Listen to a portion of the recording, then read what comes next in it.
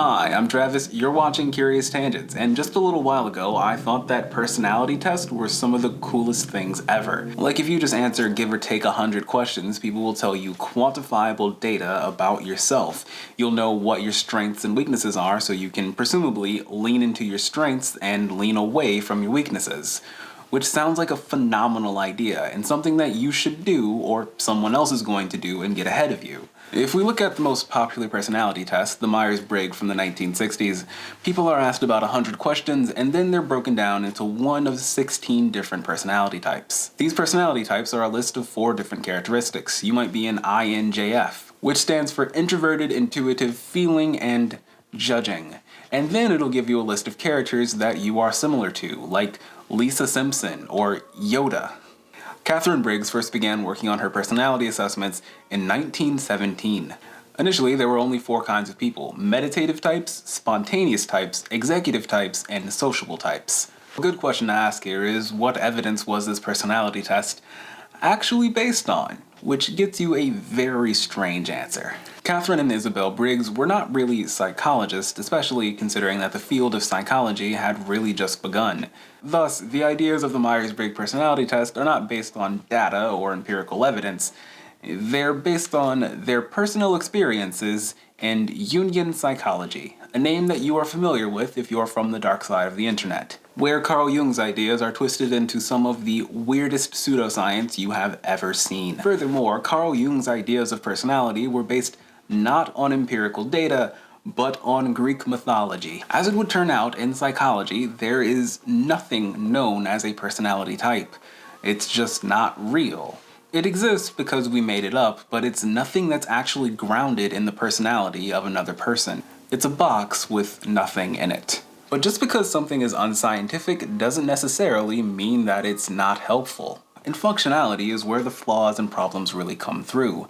You see, the more categories that a person can put themselves into, the less they actually think critically about their decisions. If you want a better social life and you're struggling because you're just not big on social interactions, and you find out that you're an introvert, it's so easy to justify simply not improving your social life. You can justify not making new friends, not approaching that attractive stranger, not going out for new job opportunities, and not making new contacts in your network because you're just not the outgoing type. Or you might find out that you're an introvert and thus decide to dread every moment that you're going to spend alone and never spend any time introspecting, and so you don't really know who you are. When I took a personality test and I scored high in introversion, I immediately ruined my social life because I thought that having a social life was simply not my strong suit. Granted, this was before I actually studied psychology, and thus before I knew what those words actually meant. The problem was that I wanted a better social life, and because I had this seemingly scientific excuse not to have it,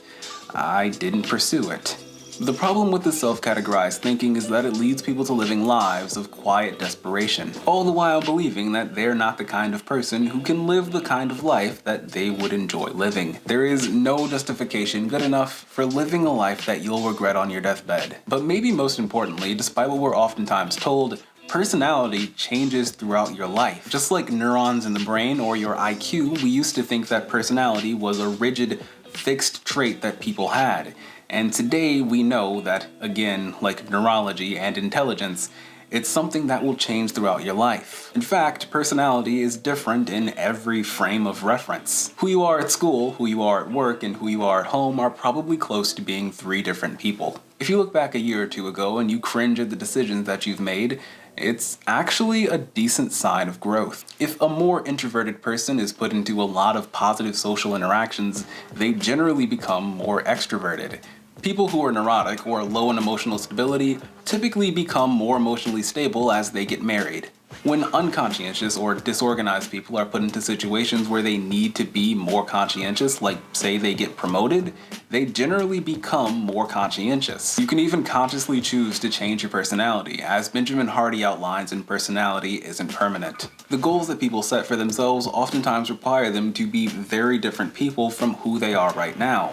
And the goals that you have help shape you into the person that you would like to be.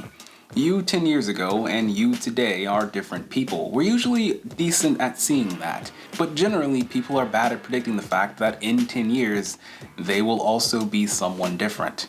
Human beings see themselves as photographs that are complete, when in reality they're much closer to videos that are in progress. Who you are is really just a story that you've been telling yourself, and you are also, at least in part, the author of that story.